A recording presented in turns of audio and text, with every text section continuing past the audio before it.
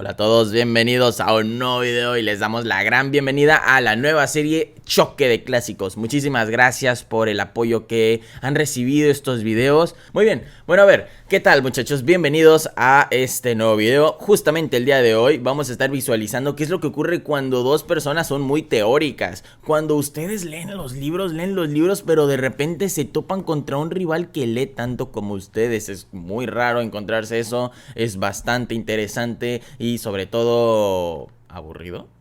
Pues sí, la verdad es que sí. Lo que pasa aquí es que cuando una persona se enfoca tanto en la teoría, al igual que otra, las partidas ya están escritas. Pero bueno, precisamente por eso Aaron Nisovich y José Raúl Capablanca se salieron de la teoría para que la intuición fuese el que jugase y no tanto los libros, ¿de acuerdo? Pero eso lo vamos a ver más adelante. Esta partida empezó con E4, C6, D4, D5 y E5. A esto se le conoce como la defensa Caro-Kann variante del avance. Y déjenme me explico un poquito.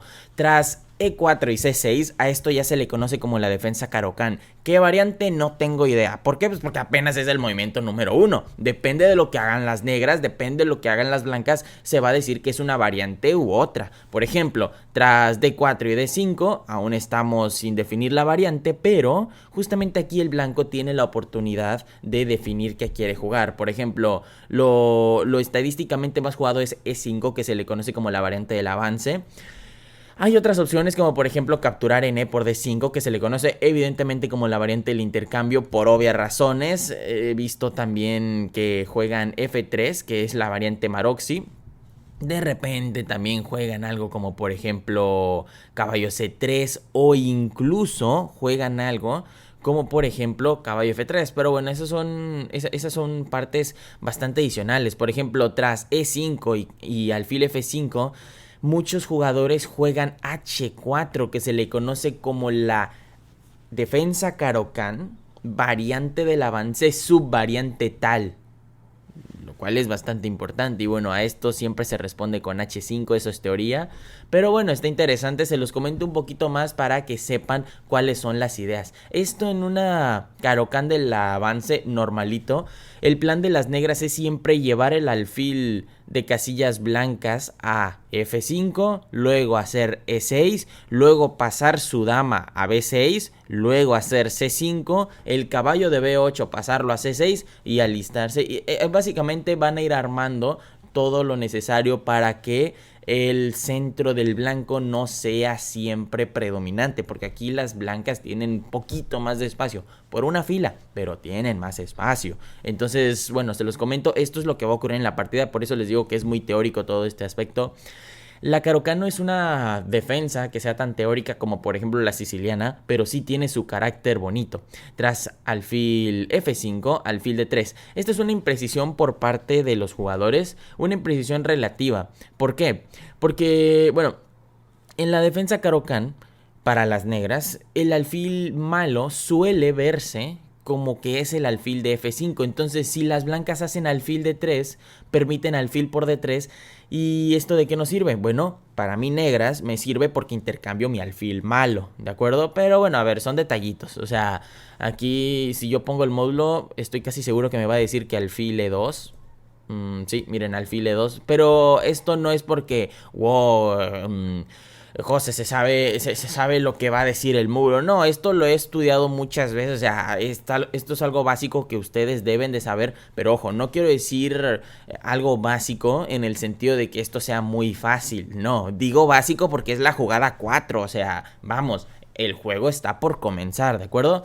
Pero bueno, aquí se jugó alfil de 3, alfil por D3, dama por D3, E6, lo dicho. Muchos de repente ya se empiezan a alocar con dama B6, pero permiten precisamente un E6 de las blancas. Y esto es malo porque, bueno, al haber peones doblados en séptima y en sexta, vamos a tener un fuerte retraso en el desarrollo por parte del alfil de F8 y va a ser una debilidad extremadamente grande por parte de las negras. Entonces, por eso se hace E6, más que para dejar fuera al alfil blanco, que ahorita ya se intercambió, que bueno, a ver, eso es la principal razón, pero al no haber, de todos modos se tiene que jugar este E6 por parte de las negras y no va a venir de las blancas y va a haber fuertes debilidades. Tras caballo C3, dama B6, caballo G2, C5, lo dicho. Básicamente se alista todo para romper y bueno, generalmente aquí suele seguir algo como por ejemplo caballo C6, caballo G7, luego sigue caballo F5 y bueno, básicamente apuntamos todos hacia el punto de D4. Pero ¿qué pasa aquí? Que las blancas hicieron D por C5, repito, esto no es lo más jugado. A nivel de élite, a nivel jugador superior de 1800, 2000, incluso he visto que incluso partidas superiores a 1600 ya empiezan a dejar este centro estático, bueno, no estático, sino no rompen, pues lo dejan ahí latente y se van a hacer otras jugadas como por ejemplo en roque corto, a lo que sigue caballo C6 y luego aquí generalmente ponen el alfil en D3 y bueno, caballo G, bueno, caballo G7 ahorita no se puede. ¿Por qué? Porque caballo G7 lógicamente capturan y va con tiempo de más. Pero esos son los planes típicos. Aquí lo que se debería de hacer es una jugada como por ejemplo o C4 o bien romper de una vez. ¿De acuerdo? Pero bueno, se los comento para que conozcan las ideas principales del negro en la defensa Caro-Kann. Aquí se capturó en D por C5 y bueno, no hay de otra más que alfil por C5 y nótese que se está ganando un tiempo en el sentido de que se está capturando y desarrollando a la vez. En roque corto, caballo E7 y caballo A4. Esto no es muy usual. Este caballo A4 es usual una vez que se intercambia estos peones de D4 y de C5.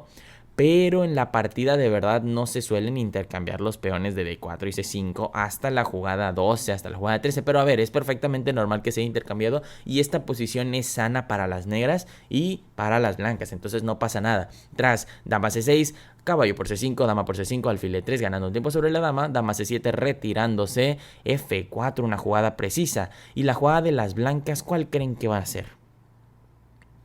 Caballo F5, lo cual es bastante importante porque tienen que prevenir la avalancha de peones que se viene por parte de las blancas y eso lo hacen con un centinela de Nimzovich. Recuerden que poner un caballo justamente enfrente del peón enemigo para que no avance es conocido como un centinela de Nimzovich. Tras C3, caballo C6, torre a D1, G6 y G4. Esta en la jugada 16 Aaron Nimzovich comete la primera imprecisión.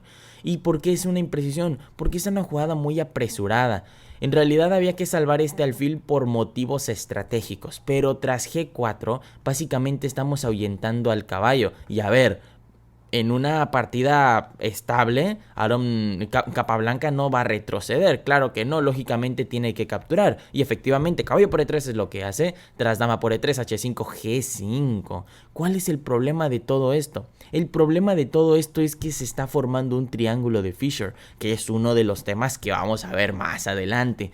Pero para fines prácticos, esta estructura conocida como el triángulo de Fisher se le considera una debilidad en todos los sentidos y en la mayoría de los casos, en la mayoría de las partidas. Profe, aquí el negro también tiene un triángulo de Fisher, sí, pero entre más cerca de su territorio esté el triángulo de Fisher, menos débil va a ser. Entonces, ¿qué triángulo de Fisher es más débil? ¿El del blanco o el del negro? Pues lógicamente el del negro. El primero que lo rompa es el que va a terminar perdiendo.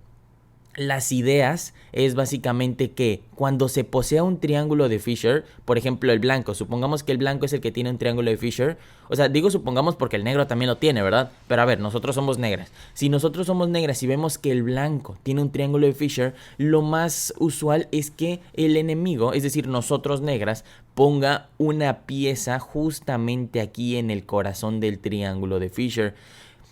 Generalmente se dice que es mejor un caballo. Un caballo es la primera pieza en la que tenemos que pensar. Que ya no tenemos caballos, va, entonces un alfil. Que ya no tenemos alfiles, un peón, ¿de acuerdo? Y así sucesivamente. Una jugada como por ejemplo caballo E7 para caballo F5 es razonable, no es mala. Solo que hay mejores porque no se puede ir atacando si todavía nuestro rey no se encuentra enrocado. Por lo tanto es un poquito mejor en roque. Tras caballo D4, dama B6. Dama B6 con la intención de que no se pueda capturar debido a que se le va la dama, obviamente, ¿verdad? Entonces torre F2, torre FC8, bueno, torre C7. torre D3 y caballo A5. El caballo A5 es un poquito impreciso aquí y la verdad es que me impresionó un poco, precisamente porque en la posición no hay un triángulo de Fisher solamente, sino que hay dos, lo cual es un claro motivo de ataque. Si se dan cuenta, entre más triángulos de Fisher tengan, más débil va a ser su posición. Este caballo A5 tiene varias ideas, pero una de las principales es simplemente despejar la columna para que estas torres puedan doblarse. La segunda puede ser infiltrarse en B3 y así sucesivamente ir colapsando la posición del negro. Tras torre 2, torre 8, Rey G2, que Rey G2 es una jugada un poquito curiosa, precisamente porque no había tiempo de mover al rey. No es como que el blanco tenga tiempos de más. Recuerden que esto es una élite. Generalmente no hay tiempos de sobra. Tras caballo C6, torre E de 2, torre S8, lo mismo y lo que hemos estado comentando. Las torres se doblan para abrir filas y para que la posición colapse a favor de las negras o a favor de las blancas, estamos por verlo. Tras torre 2, que este torre 2 es un poquito impreciso porque a ver, ya se había acomodado, ¿para qué lo desarman? Más preciso era directamente destruirlo. Yo sé que comenté hace ratito que el primero que destruye el triángulo de Fisher pierde, y sí, aquí van ganando las negras. Tras la captura de G por F5, lo único que se hace es abrir un poquito la línea por las columnas H y por las columnas G, pero esto no tiene remedio, aquí no tienen cómo progresar las negras, por eso lo hemos comentado. Entonces, ¿por qué lo recomienda la maquinita? Porque es lo mejor de lo peor, no se puede hacer otra cosa. Bueno, se hizo otra cosa, torre 2, pero bueno, a costa de desarmar el ataque. Caballo E7. Este caballo E7 yo creo que ya todos saben para dónde se va dirigiendo, ¿verdad? Precisamente para F5. Torre E de 2 volviendo a armarse. Torre C4, dama H3, rey G7, torre F2, A5, torre 2, caballo F5 y se toma el triángulo de Fisher. Tras caballo por F5 jaque y G por F5, nótese por favor que el negro ha logrado conseguir una pieza en el triángulo de Fisher antes que el blanco. ¿Por qué nos interesa esto? Nos interesa esto porque el objetivo de poner una pieza justamente en dicho corazón es mantener totalmente estática la posición del blanco, de tal manera que no se puede mover ni aunque quisiese. Vean la estructura de peones del negro, que es relativamente armónica, incluso considerando el factor de los peones doblados, pero la posición estructural de los peones de las blancas, obsérvense cómo estos tres peones no se pueden mover y los peones de C3, de B2 y de A3 tampoco se pueden mover, porque si se mueve el peón de B3, número uno, más que perder el peón de C3, porque saben que es cierto, nada más tiene un solo atacante como torre, sí, pero está la dama cuidándolo, que no se les olvide. Entonces, más que perder el peón de C3, pierde el peón de F4. Y recuerden que en un triángulo de Fisher, la parte más débil de este es precisamente la base, y la base de este triángulo de Fisher es F4. Por lo tanto, es obvio que se tiene que hacer una jugada defensiva. ¿Para qué? Para no perder esta base. Tras rey G6, torre D2, torre E4, torre D4, torre C4, dama F2, dama B5, rey G3. Si se dan cuenta, la posición está avanzando de tal manera que las blancas se encuentran pasivas y las negras se encuentran activas. Esta es una de las consideraciones por las cuales van ganando las negras. Otra, ya lo hemos comentado, la estructura de peones se encuentra totalmente paralizada. Muchas veces cuando queremos hacer un contrajuego recurrimos a un sacrificio de peón, recurrimos a un sacrificio de pieza, pero aquí no hay de dónde, no hay cómo, de tal manera que no podemos emplear tales recursos. Tras C por D4, torre C por D4, perdón. C por D4, dama C4, rey G2. Repito, este rey se está moviendo mucho. No hay necesidad de moverlo. De hecho, al contrario, se tienen que movilizar, pero los peones, como por ejemplo el de H3, para formar un triángulo eslavo y mínimo tener una fuerte periferia. A lo mejor no un buen centro, pero sí a la periferia. Pero bueno, se jugó rey G2, tras B5, rey G1. Nótese por favor cómo se están avanzando los peones del flanco de dama del negro. A por B4, A por B4, rey G2. De nuevo, otro movimiento de rey. Aquí sí era necesario, pero no a G2, sino a G1. ¿Por qué? Porque en caso de dama C1 jaque, entonces sí se movería a rey G2. Pero bueno, básicamente está previniendo o está intentando prevenir este dama C1, que no es usual porque de todos modos se va a realizar. Tras dama C1, rey G3, dama H1, torre D3, torre E1, torre F3, torre D1, B3. Si se dan cuenta, estas jugadas son simples jugadas de desarrollo, en el sentido de que se está intentando llegar a una posición en donde las negras puedan consolidar el ataque. Torre C1, torre 3, torre F1, y justamente aquí las blancas, Aaron Nimzowitsch, abandonó la partida. ¿Por qué? Bueno, lo que pasa es que el error fue torre 3. No se tenía que movilizar a la torre, se debía de movilizar a la dama, lo cual es muy fácil decirlo hoy en día, precisamente porque no estuvimos en la partida. ¿Pero por qué? Bueno, pues porque tras torre 3 va a seguir torre F1 y la torre blanca, perdón, la dama blanca, ¿a dónde se va? Se puede ir a un lugar seguro como por ejemplo D2, pero entonces seguiría dama G1 jaque, y si se intenta cubrir, entonces se le va la torre de E3 y va con jaque y tiempo de ganancia. Entonces bueno, no podemos hacer eso, no podemos abandonar la torre. Precisamente por eso comentamos que lo que se tenía que movilizar era la dama. ¿Para qué? Bueno, pues porque en caso de dama G1 jaque, como lo que se iba a jugar, dama G2 cubriéndose, pero entonces iría el peón, que es una muerte, es una derrota más lenta. Es mejor que se nos vaya el peón a que se nos vaya una pieza mayor, a que se nos vaya una calidad directamente, ¿de acuerdo? Pero bueno, tras torre 3, torre F1, y repito, aquí la dama blanca no tiene a dónde irse. ¿Por qué? Porque si se va a cualquier otro lugar, por ejemplo, bueno, dama G2 ya saben que torre G1, ¿verdad? Lo repetimos, si se juega algo como dama D2, entonces iba a seguir este jaque con doblete a rey y torre. Entonces cuando se cubriese, bueno, pues lógicamente se terminaría capturando, y aquí las negras o van con pieza de menos o van con mate, y lógicamente esto es una partida totalmente ganada para las negras. Fue precisamente que Aaron Nimzowitsch en este momento, tras haberse jugado este torre F1, abandonó la partida.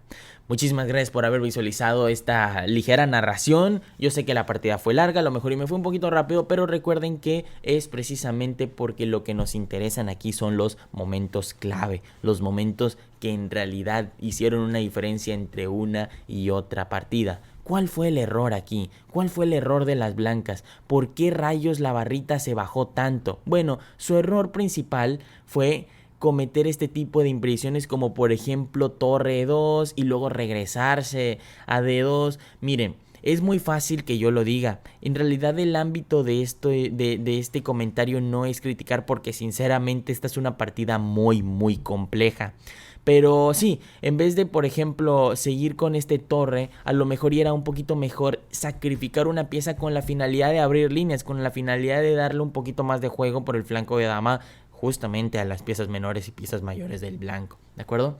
Pero bueno, eso fue lo que se jugó, y esto no se jugó justamente aquí tras el torre F1, se abandonó. Y muchísimas gracias por haber visualizado. Si les gustó el video, por favor, ustedes ya saben que pueden visitar nuestra página web, que pueden seguirnos en nuestras redes sociales, que pueden seguirnos en nuestro canal de YouTube para estar al pendiente de más partidas. Y bueno, nos vemos pronto, muchachos, cuídense mucho, chao chao.